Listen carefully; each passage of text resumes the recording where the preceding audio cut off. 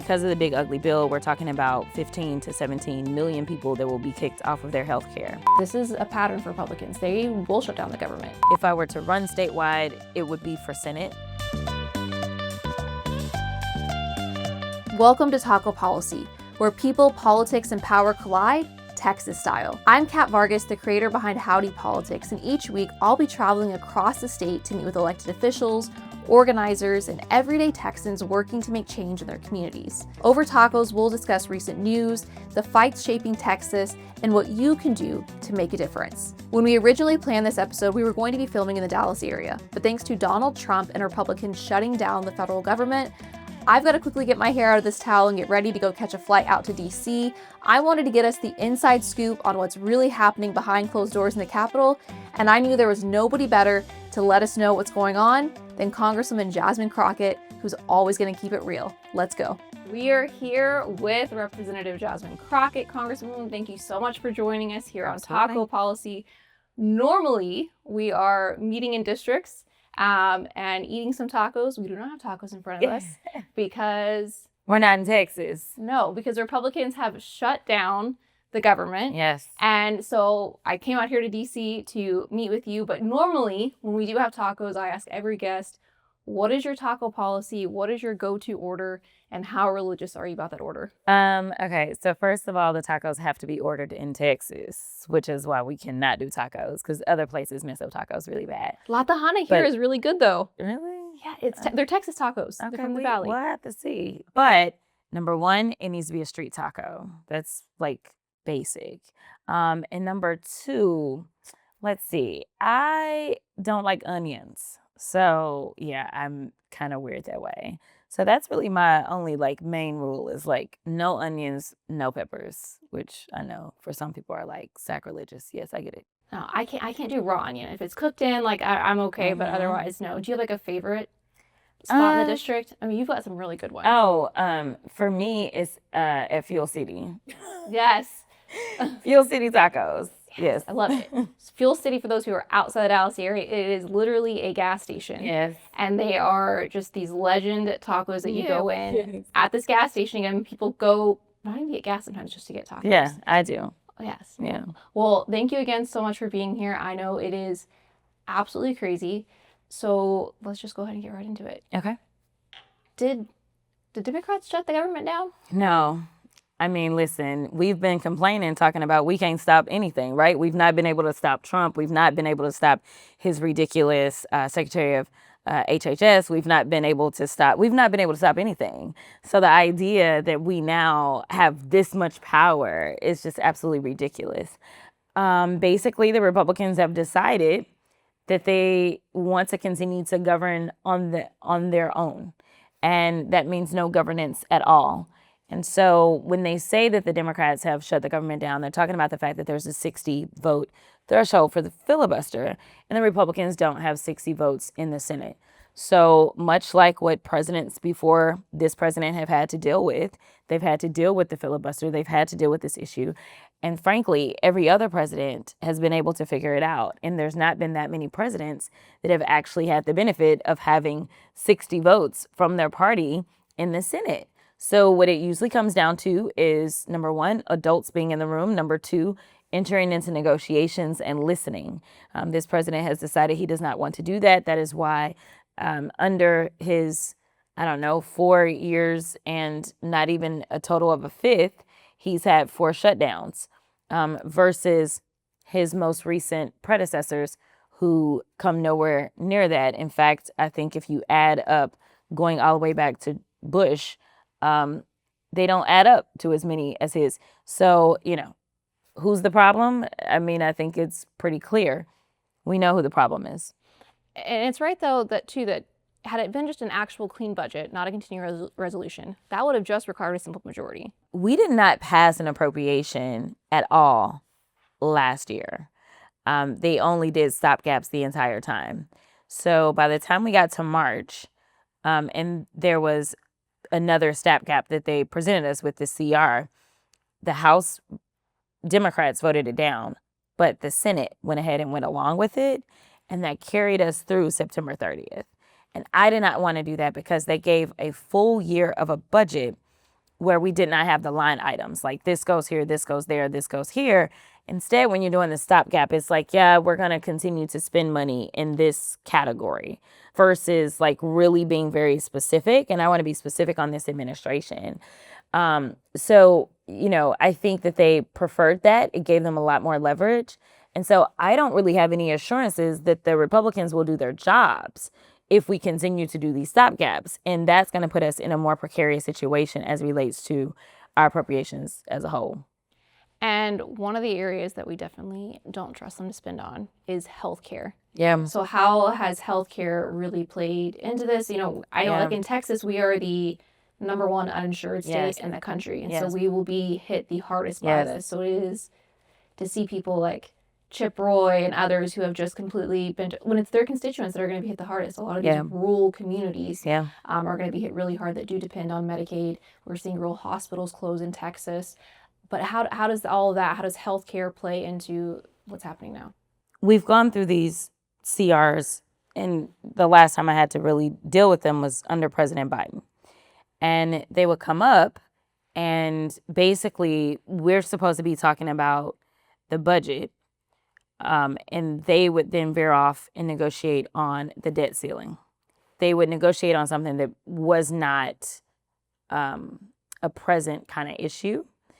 And so because of how they negotiated, and President Biden went along with it because he wanted to keep the government open. He wanted to govern, right?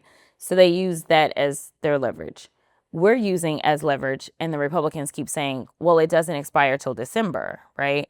But that's not far off, number one. Number two, we need to do this while we have the leverage. And right now, because of the big ugly bill, we're talking about 15 to 17 million people that will be kicked off of their health care. But more importantly, because I do think that we tend to kind of silo people off, and we say, oh, if you've got Medicaid or Medicare, then you're looking at possibly losing it. And then people say, well, I don't have Medicaid or Medicare, so this isn't really my issue. But what they did is, by taking the Medicaid and Medicare out, they took out $1 trillion that is normally within the healthcare ecosystem. That means all of our premiums are going up. The cost of healthcare in this country is already too expensive, but now it's more expensive because think about your local hospital, what it takes to keep those lights on and to keep those doctors there and that kind of stuff, right? So now you have this bundle of money that's now just disappeared. But the thing is, like, the health crises doesn't go away. Those people that have whatever ailments they have, they still have those ailments. They still need to seek out some type of treatment, right? So you're still going to have the demand. You're just going to have less money, right? You're going to have less money that is coming in because they've taken it out. And so what happens is it hits everybody else. The rest of us have to pay in. Think about what's happened with all the natural disasters and how homeowners insurance has played out, how some people can't even get homeowners insurance anymore because now they're like, listen, we don't have enough people paying into this big pot of money. And so now everybody's premiums have to go up, or we're just canceling people because of how expensive the disasters have been. This is the same thing. This is how insurance works. You pay in hoping that you won't ever have to pull out. But if you do have to pull out, everybody else is paying in. Like, the idea is that we're not having everybody pull out at the same time. And so it's going to be an issue for all of us. Now, the Affordable Care Act tax credits, they are due to expire. So let's say you're not on Medicaid, you're not on Medicare, but you pay, you get your health insurance because of the Affordable Care Act, because of Obamacare, whatever you want to call it. Or if you just want to say you get it on the marketplace, that's all the same thing, right? And now they're saying these tax credits that you were getting, no, we're going to let those expire. So now even more people look at being uninsured because now they can't afford their health care. So we're in a real crisis. And the thing is, we have nothing to show for it. They claim that this is about getting us out of debt. It's not when you're sending $20 billion over to another country that then double crosses us because our farmers who need to be bailed out because of the horrific tariff policies, they still don't have their stream of customers that they would normally engage with, because now the people that we're bailing out, they also took their customers and they're getting money from China on their soybeans, and they're getting China to pay more. Like it's crazy. So this is about priorities. Like a budget is about where is it that you are going to place your priorities. And when people say, what is the red line? My deal is, how much is a life worth to you? Pro-life party. How much is it worth? Because we have our Congressional Budget Office that is trying to estimate the number of deaths associated with our legislation, which is wild. Yeah, and you kind of touched on it a little bit. So that money that's being sent over, the $20 billion, is to Argentina, whose number one export is soybeans.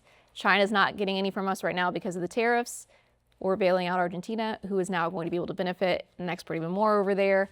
They'll be able to bail out their farmers, while ours in Texas and across the country Doesn't feel really like America struggling. first to me, but yeah. Not at all. It's almost like all of their catchphrases are just catchphrases. Yeah. If they didn't have double standards, they wouldn't have standards at all. Yeah. And we see that over and over and over again with Republicans.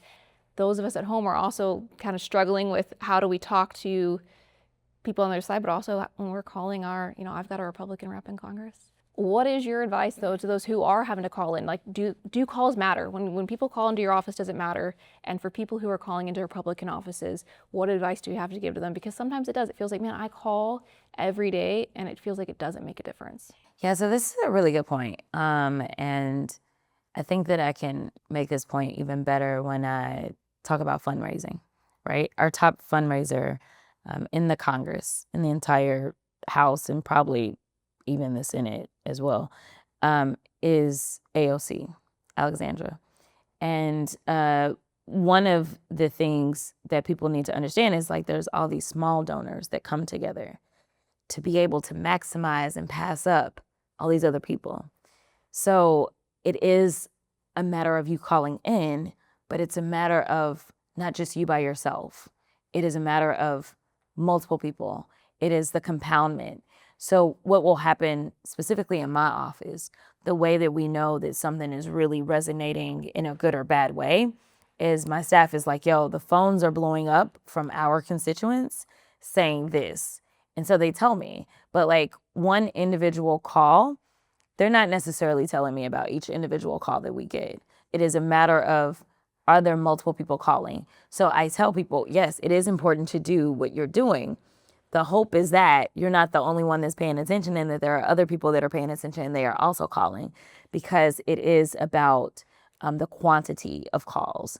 That's usually what sends the signal to staff that, like, hey, we may need to go this way on this or that. So, yeah. And so right now, so the best thing people can be doing is to be calling into their reps Yes. and asking them to extend the ACA subsidies. Yes. And call into your rep. Like, don't call into, because they check your address. So call into your rep. So what we see a lot of times is, like, people who have Republican representatives, they want to call us, and it's like, that's cool, but like, we don't represent you, and we need them to hear from you, because when you're not calling them, they feel like, oh yeah, we're on the right side of history. And that's not true. They're just calling the people that see the world the way that they see it. Just like the crazy MAGAs that call us that don't live in my district. We ignore that. Like, our staff is like, you're not us, because they're not the people that elect me. So they're not the people that can reelect me, right? So no, call into your reps, no matter who they are, and tell them if your rep is on the right side of history, go ahead and call them and say thank you, right? Like, let them know, because there is a lot of pressure. There's so many different narratives out there saying, no, you guys are doing the wrong thing or whatever. They need to know that, like, yes, you are understanding why it is that we are in this standoff, and that you agree with this. Right now, Democrats are holding the line. Mm-hmm. We saw it the last time we did this dance. That didn't happen on the Senate side. But now, there does seem to be unity on this and making sure that healthcare is protected.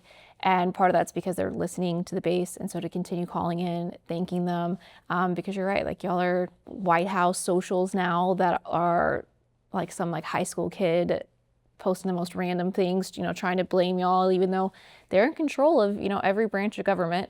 And part of that duty they have is to come to the table and negotiate. Yeah. And what a crazy thing to not negotiate, or to be like, I don't want you to have health care. Yeah. Like, if your mom has cancer treatment and she is on like, nope, sorry, like, you can't go get that treatment. It is nuts. And again, in Texas, we are the #1 uninsured state in the country. Yeah. We've got hospitals closing left and right. Yeah. We have a mental health care crisis where people can't access that. We have a home health care crisis. People can't access that. We kind of went through a little bit in my family with my grandmother towards the end of, her life a couple years ago, where, finally at the last, my mom was able to get someone to come in and kind of help with that and keep her comfortable. And so many Texans just don't have that option already, and it's only going to get worse. Yeah. But I do want to talk about. Let me add to that really quickly before you go to your next point, because I don't think this is being made enough either.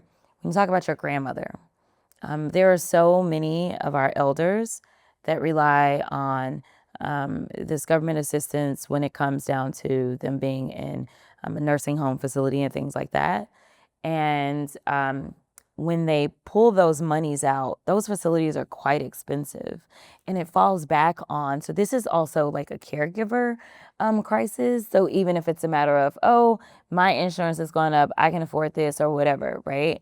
It's those that have to care for others, right? So those that are caring for our seniors, or even like the children that really need this, like this is life-saving treatment that is unaffordable. It is the caregivers that this is going to fall on as well. So don't look and say, well, I'm healthy and I'm young and this and that. It's your moms, it's your grandmoms and grandfathers and things like that. Like the people that you are needing to now assist that maybe did not need that financial assistance before. And it always falls on women. Yeah. We're always the default to take on these roles. But as important as it is to call in to our reps on this issue, and we definitely do want the government to be reopened. I've got a trip to Colorado next week, and I'm really hoping that Estes Park is able to be open while I'm there with my kids. Otherwise, we are going to have major cabin fever. But a lot of this is electoral. We can call until we're blue in the face, but like you said, this is a pattern for Republicans. They will shut down the government and harm Americans, and it is nothing to them to do so. They have done it over and over again, and we've got to start winning races. Yeah. In Texas, we just saw the redistricting scam. I know you were drawn out of your district. They were drawn on, racial lines, and it's really important to make that distinction. This was a racial gerrymander because they, by law, can do a political one. They can say, hey, we just want more seats. We can all say it's not right, but they have that right. But this was done on racial lines. Yes. I was looking at some of the data points on it. Vince Perez, the state rep from El Paso, had said it is, for every Latino vote, it takes 3 Latino votes for 1 white voter. Mm-hmm. It takes 5 black voters to equal the voting power of 1 white voter. Mm-hmm.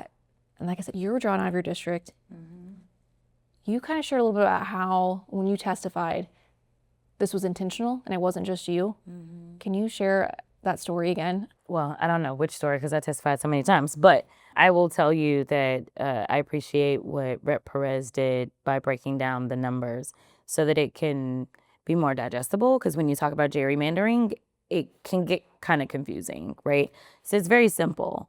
We know that the 15th Amendment of the Constitution kind of assures all men, it does say men, basically have the same kind of voting strength, even those that are formerly enslaved and that kind of stuff. So basically like black folk, Latino folk, like whoever, right?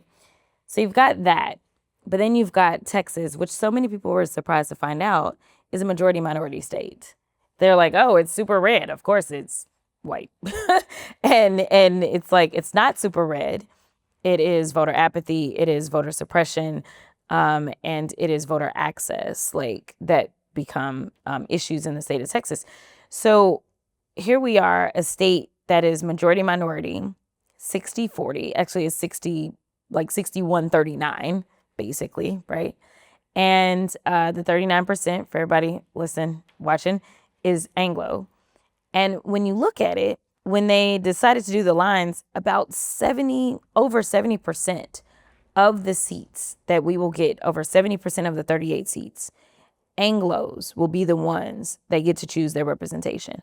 Almost twice as much as their population will get to decide who it is that goes to DC. That is racial, period.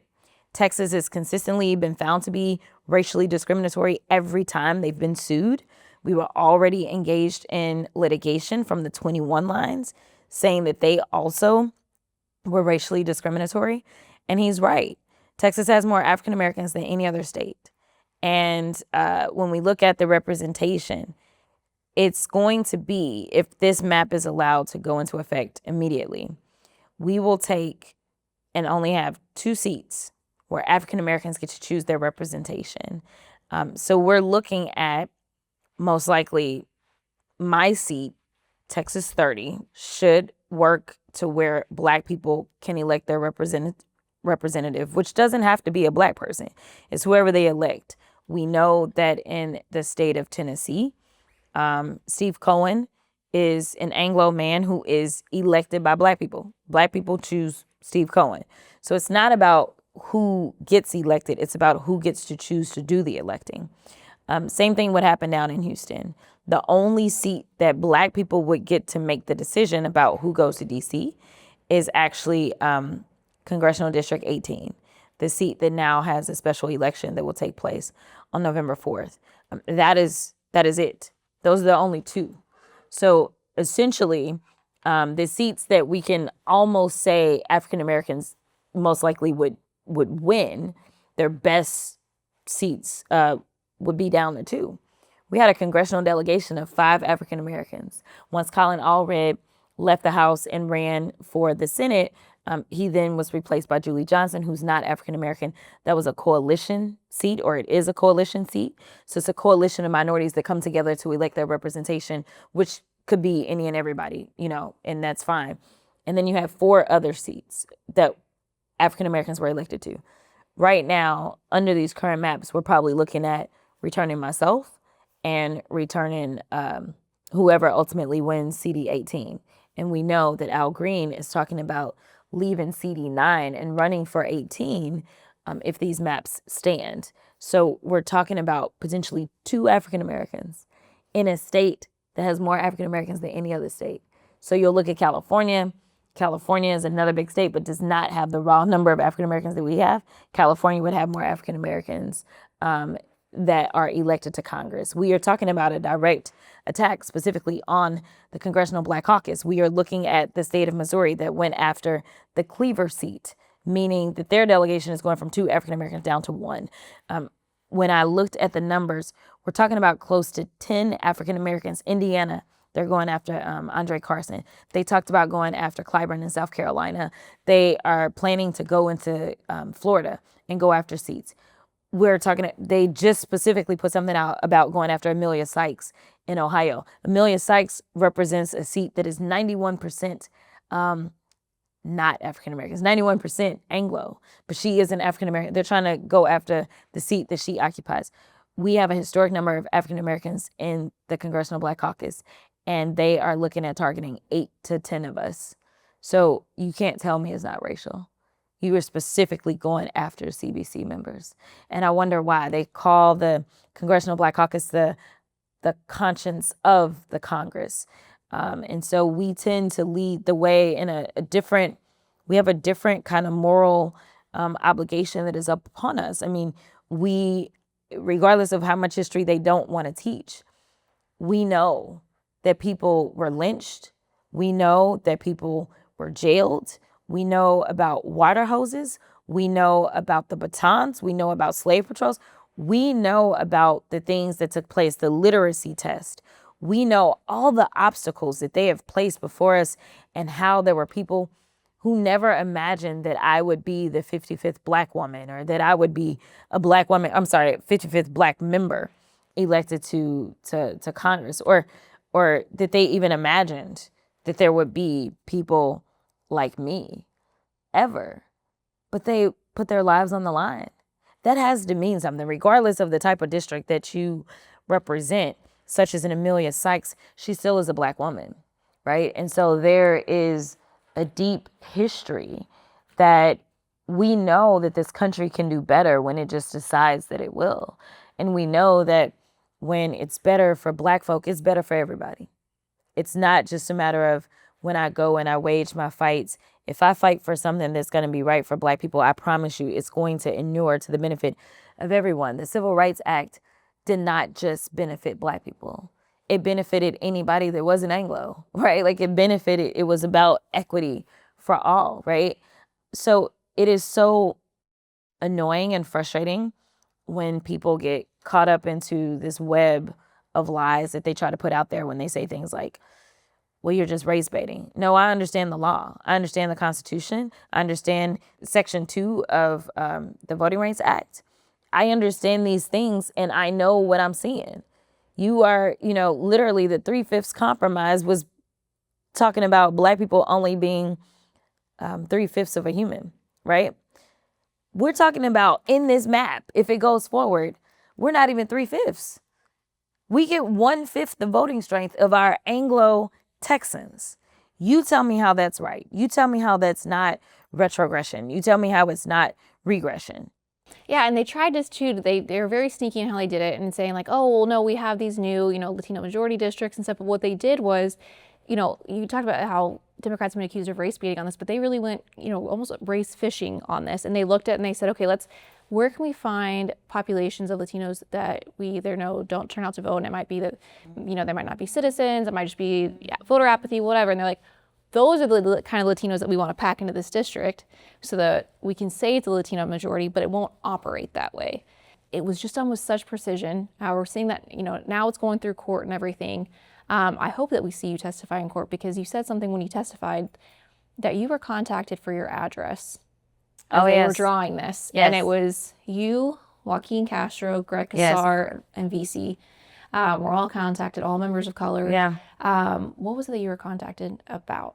Yeah, so no, they contacted us, they being the Texas House, and I'll just say the Texas legislature, because it should have been council that should function for both the House and the Senate.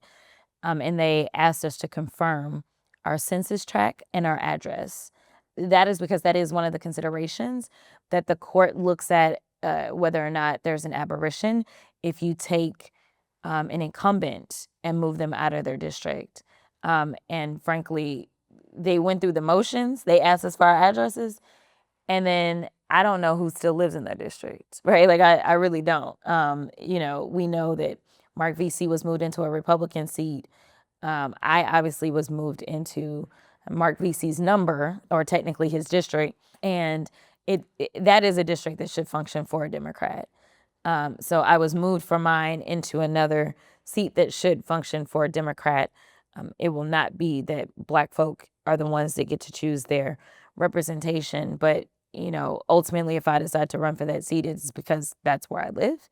And they moved about 200,000 of us there, and white, Black, yellow, green, red. I do my best to represent everyone, and I feel confident that those voters don't care that I'm Black, and they would function and elect me just fine if I decide to run there.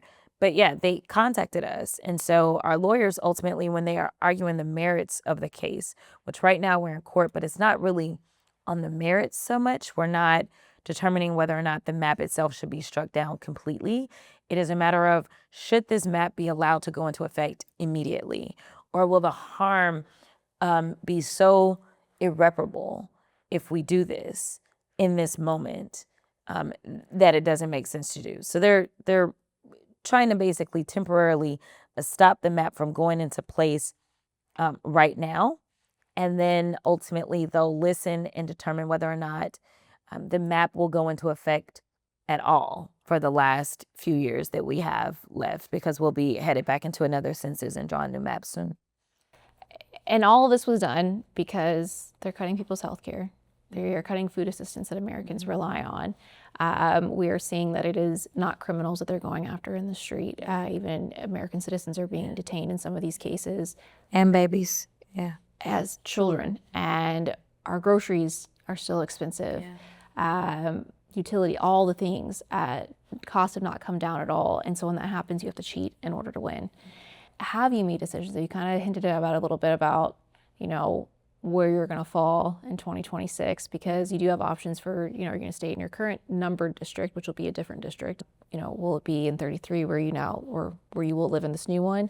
You've also been in a lot of polls for Senate and governor and everything.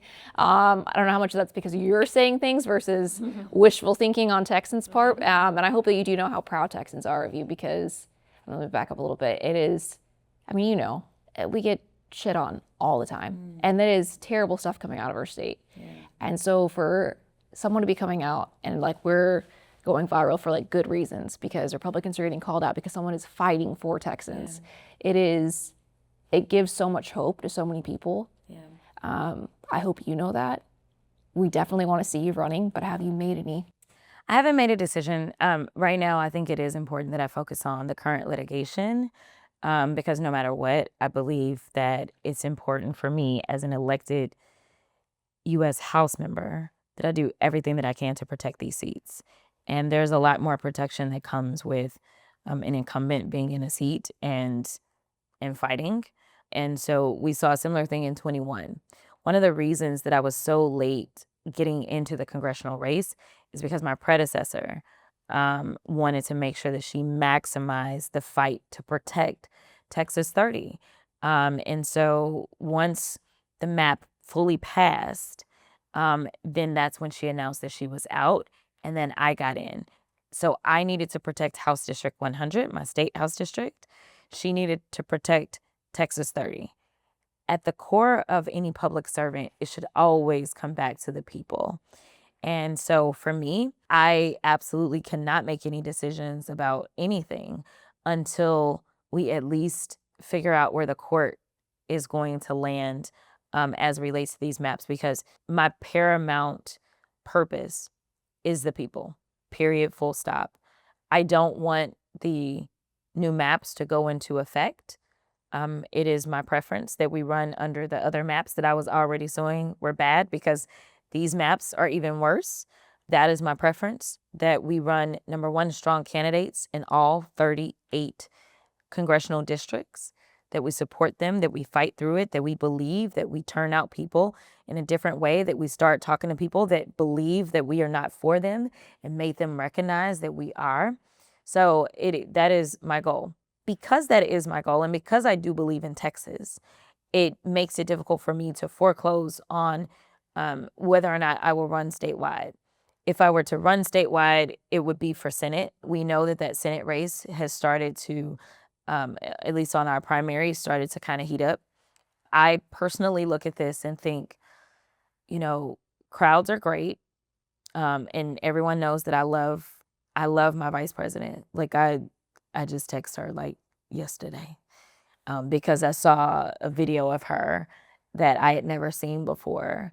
And this video really stuck out. I don't bother her. I don't communicate with her very often. Like, I don't do that. But this video stuck out to me because she talked about Project 2025 in this interview that I'd never seen. And she talked about how many times he was mentioned in Project 2025. And there was a video of me that went somewhat viral, not like super uber viral, but it went somewhat viral, where I had this witness and I knew that she knew the answers because I know Miss Perry. I knew that she knew the answer. And so I was like, is he mentioned one time? And she was like, no. Is he mentioned two times? She was like, no. And I started going through this thing and I was like, in fact, he's mentioned over 300 times in Project 2025 as the campaign was going on. And they were trying to say, he said he don't know nothing about it. I'm like, he is all up and through. And this person worked for him and that person, like I was doing all the things because I was trying to ring the alarms, but I never knew that the vice president had also talked about the fact that he was mentioned over 300 times in Project 2025. And so I'm sure her staff had probably pulled because her staff would watch my videos and that kind of stuff, like everything that I was doing. So I'm sure her staff probably pulled it and confirmed it, and it became one of her talking points as well, but I had never heard it. So I just sent it to her. So I say all that to say that she was just in Houston just yesterday with her book tour. She's been selling out everywhere. And I remember being in Houston and feeling amazing as she packed out, I forget which stadium it is. NRG. Yeah. Okay, NRG. Packed. It was something I've never seen and before. And it was hot. It was, listen, it was phenomenal. Like, it is hard to truly elaborate on how it felt as a Texan to be there and Queen Bee. And it was just like, am I in Texas? I'm clicking my heels, right? And so I was like, oh man, this is different. And we've never had this, right? And people traveled from all over the state to get there to see her. And so I was like, even if we lose Texas, the numbers are going to be good. Like, they're going to be good. And her numbers were not. So I say all that to say that one of the things that we learned with Obama and learned with Trump is that the polling never told the full story. It never did. And people kept saying, I don't understand. Like, all the polls said Hillary. They just said Hillary. They said Hillary, Hillary, Hillary. And even when it came to Barack, like, this is the story, kind of, sad to say, for Hillary, right? Like, because it was clear that Hillary was going to win that primary. And this young senator out of Illinois surged past her, right? And the thing about them that makes both of them unique is that they have always been able to engage people that never get captured into polls. They are able to expand their own electorate. There are Obama voters who don't vote for nobody else. Like, if you've ever run in Texas, you look at the 08, you look at the 12s, and you see some of these people ain't voted since, right? There are Obama-specific voters. There are Trump-specific voters, right? And polls don't capture that. Not at least with the traditional polling model. So my theory has been, we need to figure out if there's a candidate that can expand the electorate, because I don't care we know that there were polls that had Colin Allred up against Ted Cruz. That was so far off base. It was wrong, right? We know what the state has done for the last 30 years. Some of the things that are frustrating when I look back is that Texas, especially, for really most all of our statewide, but specifically for the Senate races, we tend to take someone. I love Beto. He knows I love him. I love Colin. He knows I love him too. So no shade to what I'm about to say. I represent 138th of the state. We have 38 congressional seats. I represent 138th. So to be fair, when Beto initially entered his Senate race against Ted Cruz, he only represented, I think at that time we had 36 congressional seats, 136th of the state. So the fact that the rest of the state didn't know him wasn't a slight on him, but he wasn't known really past kind of that 136, but he worked. He went to every single county. He went to some counties multiple times, but he started from basically 136th. Same thing happened, or a similar thing happened with Colin. Like, he started from 138th. He wasn't really known outside of that. So we're talking about races. I think when Beto ran, they did $60 or $70 million to kind of get him there. And then when Colin ran, they did about $100 million behind him. The polling that we've seen suggests that we would finally be starting with a candidate who, without $100 million or $60 million behind her, is already known. So imagine putting $100 million, like where we could go. Now we're talking about expansion, right? And so I think we have this thing where we fall in love with the idea of, let's start with somebody who's great, because again, I love those guys and I think that they are both great, right? Who knows how people feel about me, but starting at such a deficit, and it's like you're starting from, home base and you're about to bat. And theoretically, in my mind, we do better starting with somebody who's at least on first, if not second base. So then when you make those investments, you're not having to do the initial of, let me introduce you to who this is. Let me tell you who this is. Instead, we're walking in there like, oh, that's Jasmine. We know what she stands for. We know what she's about. We know that she wages the fights that need to be waged. Now let's try to get new people that have never participated. So for us, we will evaluate definitely a lot of ways the court can go in this hearing. We will see what the court does. Ultimately, I will do polling based upon kind of what the court does to figure out what all the options look like. But I think our best shot at winning is figuring out if there's a candidate that can expand the electorate. If I can turn out people that normally would never vote, then I think it makes sense for me to jump in the statewide. And it helps the entire ticket, because now you've got people that normally don't vote that are coming out. If I can't expand the electorate, I'm not even going to consider it. because I want to be fair. And there are other people that believe that they have a path in some way and whatever their math is. But I don't think that the math is getting Republicans to cross over. We keep trying to do that. Music to my ears. It's not worked. I mean, No. the reality is that it doesn't work. Anyone that was going to move would have moved by now. The math for me is, where is the base? Are we doing our part to get those people that believe our policies, but just haven't really believed in us? And so when you look at the fact that Beto had 17% voter turnout in the state, but he lost by a little less than 3 points, I think the answer is turning out more voters. Again, we are a majority minority state, and I don't think trying to be a conservative Dem is necessarily the answer.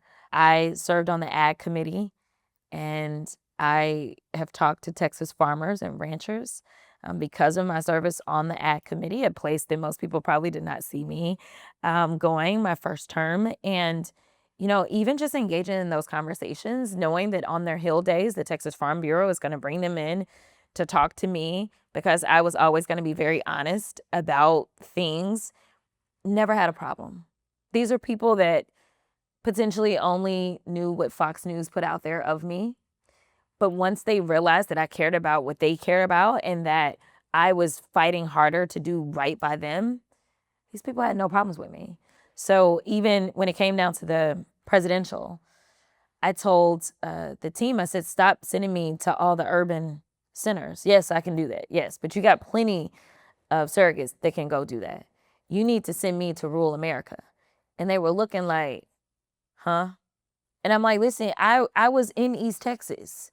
I live there. I know the struggles. I know what it's like when the paper mill is threatened with shutting down or Cooper Tire may shut it. I know the struggles and the angst. I know how these small town economies work. I get it because I lived it. I still have property out there. Like I'm like, just try me, like, trust me on this. Right. And I would go in and it got to the point they were like, oh, towards the end, they're like, well, we got to send you. I'm like, well, I don't have enough time now because, you're not flying into the airport to get to the small town. I mean, you got to drive, you got to, do some other things. And I think that we've got to engage in real conversations, but I shouldn't change who I am because I am right on this. I know that the rural hospitals are shutting down, and I know it's not because of policies that I'm pushing. I know that it's the policies of the people that they have elected that are literally reducing their life expectancy. And I think it's wrong.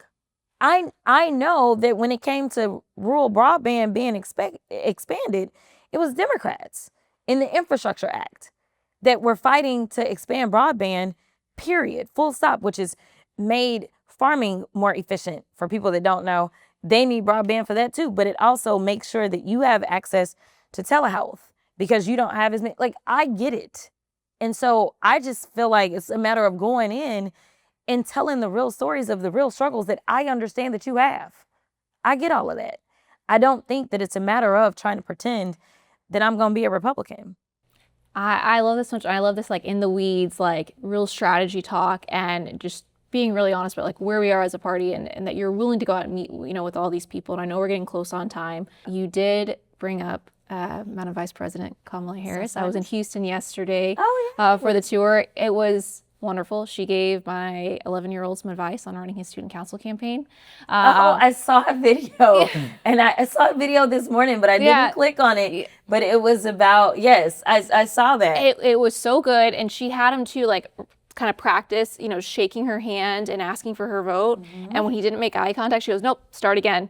And I'm like, that is, like, some of the best campaign training, like, you were ever going to get, bud. Yeah. But in her book, she mentions, this is kind of the last thing I want to get into, she mentions this secret project that she had for some rising stars. And as soon as I read it, I remembered your DNC speech. And you brought up that the first time that you met her, you were kind of at a point that you didn't know if you belonged in Congress, if you'd made the right choice in coming here. And she really kind of gave you your legs. You went viral the next week, and you are now known as one of the faces of the party, one of the fighters of the party. Did you realize that you were in this secret? Did y'all ever know y'all were in this program? No. I had no idea. So what's interesting is that took place at the vice president's residence. And I was only in for, I don't even know if I'd been in a full month. It was Black History Month, and she had invited the Congressional Black Caucus to the vice president's residence to celebrate Black History Month as obviously the only African American vice president we've ever had. And so that was my first time like meeting her in person. And there's always a picture line, something that I just love. I don't. But so she has this picture line, and I walk up to her, and we have the picture in the office. Actually, it's hanging. And I really just I didn't know. Like I was not liking it at all. And there were so many things that gave me angst about leaving my constituents from the state house. It was like, I will never know my district. Like I know these people because my state house district was smaller, and I just felt like they were my family. And I did not get to keep that many of them. I think about only 10% of my district overlaps with my congressional. And so I was just like, I just don't know about this. And my flights were so much longer. And I just was like, I don't know if I made the right decision. And I was so torn because it's a privilege. And it's like, how dare you question, right? But at the same time, I'm like, eh. And so I'm having this inner conflict as I'm literally in the vice president's residence of the only Black vice president that we've ever had. And like this is technically a like very historic theme that I'm experiencing, and I should be like taking it all in, but instead I'm like, I don't know, and I felt wrong. I felt wrong to feel that way, especially since I had just beaten 9 people in my primary, and I don't know how many people in my general election to get there. And then I felt this way. And so the internal conflict was obviously externally being evidenced. And the fact that she just saw right through me was just kind of astounding. This woman who knew nothing about me, but looked at me and could see that there was some distress. She didn't understand where it was coming from or whatever, but she could see. And so to me, most people don't expect politicians specifically to actually see people. Yes, that is something I tell people about her all the time. But a lot of times there's that thing where you're talking and they look over your head and they're scanning the room, but she is so fully present every single time with whoever is in front of her. And she writes about that in the book too, about how I let my staff handle things so that I could be with the American people that I was in front of. I'm telling you, and so I'm a freshman, room full of senior members, people that have worked with her when she was in the Senate, all kinds of stuff. These are friends. But she takes the time in the middle of this picture line and was like, what's wrong? And I just broke down. And it was, it's just one of those pivotal moments in my political career that I'll never forget. But I don't know that she knew. I'm positive that she could not have known in that moment what all she would unlock within me. And it is why I typically am more interested in those that can't even vote for me, young people, because I truly believe, because of what I experienced, that I have the power to unlock levels and layers in young, curious minds that they don't even know yet, right? And so, so that very next month, I went viral. That was in February. By March, I was going viral for the first of many times. And you've been on their necks ever since. And I've been on their necks. And even, when I had the bleach blonde situation, some of the aunties, even though now I'm technically an auntie, but some of the people that I would consider to be aunties within the caucus were like, oh, I don't know about that one. But when I walked in the next day, the OGs, so OGs is my 80-year-olds, okay? You had Nancy and you had Pelosi, that is, and you had Auntie Maxine. The two of them, they were the first two. I mean, because like this happened late at night and it went like late at night. Like it just started going crazy. So by the morning, I go on the floor to vote. It's a flyout day. The two of them were like, fantastic. And I'm like, what? Oh yeah, don't back down. She needed that. I mean, these are the two. So the two that are over 80 are like high five. And then the aunties that are like 60s, early 70s, they were like, we don't know about, maybe, And I was like, it is what it is. I was like, if my district decides that they don't want me to represent them, that is their decision. And I am okay with that. But for me to say I'm going to be your fighter and I'm going to fight for you even when you're asleep, but then when somebody disrespects me, I'm going to allow it to happen. Now, I didn't break any rules. I made sure I knew the rules. I followed the rules, but I also made sure I was going to make an example out of her. Don't nobody come for me. And nobody else has. They've not, Nancy tried a little something, but, and my district was so supportive, but no one knew how that would land. And frankly, it wasn't about, can I create a viral moment? Like, this girl attacked me for no reason. Like, we're going to do what we do. So it only solidified my district behind me. But people who are kind of caught up in the very traditional way of you got to do this way and that way, they were not, so it was an interesting time. But the vice president, though, called me. She did. And she was on the side of right. So, she was like, She was like, you did what needed to be done. I did not know that. Yeah, no, I know. You're getting it exclusively.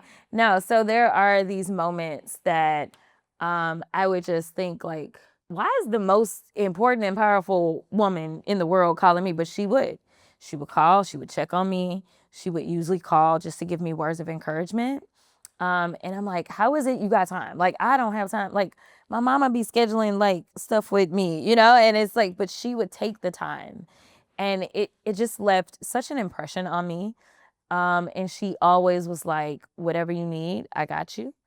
And so, yeah, those are the things that people don't know. They don't, I think, I don't know if she wrote about some of the dinners and that kind of stuff, but like inviting us over and having these dinners that would just be like a group of us. And I just thought, okay, she cares about like the younger people, right? Like, I mean, and I think that that's good to pour into the future generations. But another thing people don't understand is that real leadership comes in when you're willing to listen. And, anybody that really knows anything about my journey, they know that like I had a record number of interns in my office in the State House. And my interns were always picked off. Like, everybody wanted my daggone intern. Oh, you were a Jasmine intern. Like, they went, the lobby firms were picking them up. Still now. I'm like, wait, you work for Jasmine. I remember you. Yeah, no, when I'm down there. Like, it was a whole thing, right? And really, I don't think I was really that great. I think the greatness came in that I allowed them to have a real seat at the table. My interns weren't just going and getting coffee. At any point in time, no matter what your specific kind of area was supposed to be, if you had an idea for legislation, then you'd have to come in, you'd have to lay it out for me, why you think it's important, and I'd have to test it, I'd have to challenge it, that kind of stuff. But I was teaching them like how you needed to think about like legislation if you are going to kind of go into this space and that kind of stuff. And you've got to think about the other sides, and you've got to think about the unintended consequences. You got to do all these things. But I was really teaching them. And so I learned a lot, more so because I was willing to listen to even kids that were in school. And the vice president is very similar in that way. There were suggestions that we made to her, things that we observed, that she's like, oh, I didn't know that. Okay, well, and she would. So that's what real leadership looks like. The best leadership is leadership that doesn't believe that they just know everything, but instead is always willing to listen. And that was one of the best parts about even being named as a national co-chair, which there's a whole story behind that too. But being named as a national co-chair, I knew that she only did that because she knew that I would have her back, like 10 toes down. Like, you ain't have to worry about no funny business. I'm looking for something. No, like, because of how much I felt like she had contributed to me. The only thing that I wanted to do was contribute to this country by making sure that she became the next president of the United States. So there were times like, I haven't read through the book, so to know what all she had to say about staff, but where I felt like they were trying to block me from talking to her because they all knew that I was just going to tell what was happening, right? Like what I was experiencing, because when I would go on the ground, I'm like, don't just say, like, I don't need to do a rally. Like, what I need to do is I need to talk to the people. And so I would, I'd be like, send me to the hood, send me to the colleges, send me to I am a chameleon who can go in. I did, the fundraisers as a surrogate because I can go into the fundraising room and make sure I'm doing that. I can talk the money. I can talk about why it's important. I could make people want to invest. But I also could literally go to the barber school and the beauty school. I could do that as well, right? I could go anywhere, and I could go to rural America. So I was one of the most diverse kind of surrogates, but because of my diversity, I was able to also kind of get a feel for this is what I'm getting. And I want to tell you this, and I want to see what it is that you think we should do, or tell somebody what it is that we think should be done. And there would be times where I'm like, I feel like they trying to block me from talking to her, because it wasn't as easy to call her when she was vice president. The phone situation was a little different. She had to call you. So every time I got an unknown call, I'm like, oh, that's probably her. It's her or D.L. Hughley. They the only two to call me unknown. Sometimes Governor Moore, but I can call the other two back. I mean, did you just call me? But most of the time when it was unknown, it was her. And I can remember definitely one specific thing. I was like, yo, I was trying to get in the picture line, but I didn't want a picture. I was like, I'm good. I don't need no picture. I just need to talk to her, because we would have conversations in the picture line. And they were like, no, we gotta. I was like, I need to talk to her. This ain't really for a picture. And I'm gonna make it real fast, because as somebody who has a terrible schedule, I get it. But I really need to talk to her. And they blocked me. So they were like, oh, but you're gonna see her later this day, whatever. So then I saw her later in another picture line where I was actually supposed to get my picture. And I was like, yo, how hard can I push? Am I just ceremonial in this role, or can I really start busting heads, basically? She was like, what's up? I was like, we got a few things that I really want to talk about. And so at that particular event, she sent one of her staffers to me to be like, the vice president said that you got some comments. I was like, yeah, I got a whole list. Right. And then it was like, okay, well, you got to talk to this person. And I was like, okay, cool. And that person was somebody that I trust and know, and, whatever. I was like, yo, y'all can look at my travel record. You know that I'm here, and it's somebody who used to help other people get elected, somebody who's been elected. I'm telling you, these are the things that I'm struggling with. These are the things that I'm gonna need some help on. This is what I feel like needs to shift, and that kind of stuff. So, it's good to know that it wasn't just me, because part of it felt like, oh, this is a me thing, but it was only confirmed that there were staffing issues or whatever. And it's one of those things that people don't understand the importance of having not only competent staff, but loyal staff, right? And so for me, it's always I really am looking at are you loyal? And your loyalty isn't necessarily to me as an individual, but to the mission, to the purpose, right? Are you going to be somebody that's going to be listen, we are trying to better lives, and are you smart? As long as you got those two, then we good. I can work with you. But there's so many people that, especially when it comes to the Hill and just DC politics, they just are about oh, I need this title, I need that title, I need to. So they just hop around. I'm like, that's not what I need. I need stability for my district. My district had a member that represented them for 30 years, and then I came in. And I did not want to let my district down as a freshman. And now as, a sophomore, I'm still very much committed to making them never feel like there was a downgrade because they ended up losing somebody that they had for 30 years. And this comes down to staff. Your staff can make or break you. And it truly seemed like there were more people than there should have been that were working not necessarily in good consciousness for her. And that really broke my heart. But I knew that while some people potentially saw it as controversial to put kind of the wild child freshman that says whatever's on her mind as a national co-chair, she never looked at me like that. She always, and it really should have been a signal to people about how real the vice president was. Yeah. I love that. I love all that. Is a lot of inside scoop that I again, that's stuff that I love, and kind of just the behind the scenes curtain look, but I do agree with her that you are, I don't want to say you're a rising star anymore. You're there. Even though I know that projection is going to keep going. Thank you for everything that you're doing for Texas. Thank you for giving us a fighter, for giving us someone to say, this is the Texas spirit. I've been following you for a long time. I'm back in 2021. I was pregnant and testifying in the State House at 2 a.m. And had to go to the bathroom. And there was a line in the bathroom because it was the same day, we had the permitless carry bill. Oh, God, I remember that awful day. Yes, and the voting bill at the same time. It was all intentional. Yes, and the line was super long. With yeah. I came in like waddling in the bathroom, and I'm like, I'm very, very pregnant. And you were like, nope, everyone move. She's got to go. She gets to go first. And I did not pee my pants that day in the Capitol. So thank you for that. But thank you so much for your time. Thank you for your fight. And hopefully you get this government open back up, because we know Republicans aren't going to do it. Yeah.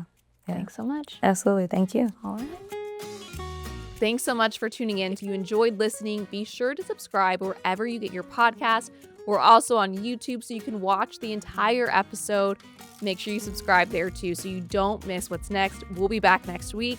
In the meantime, you can follow me on social media at Howdy Politics, and check out our brand new show account at Taco Policy on Instagram. Remember, this is your seat at the table for the future of Texas. This is Taco Policy.